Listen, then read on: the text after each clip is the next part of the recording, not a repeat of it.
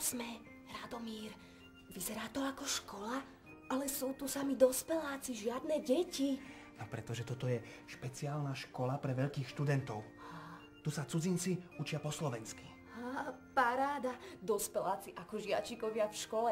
Bola by som zvedavá, ako im to ide. Poď.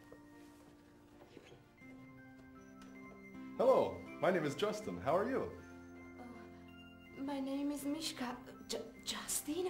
Ale veď to je... Áno, Miška.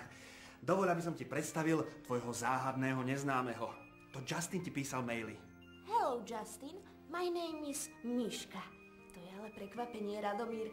Ako ste si vôbec vy dvaja porozumeli? Ahoj, Miška. Ako sa máš? Volám sa Justin, rozprávam po slovensky aj po anglicky. To je ale riadny galimatiáš. Prečo vlastne nemôžeme rozprávať všetci jednou rečou? Kedysi dávno ľudia nemali lietadla ani rýchle auta a nestretávali sa s ľuďmi z iných krajín. Preto sa nemohli dohodnúť, ako pomenujú veci. A veľa slov je však v rôznych jazykoch rovnakých alebo aspoň podobných. Tomu neverím.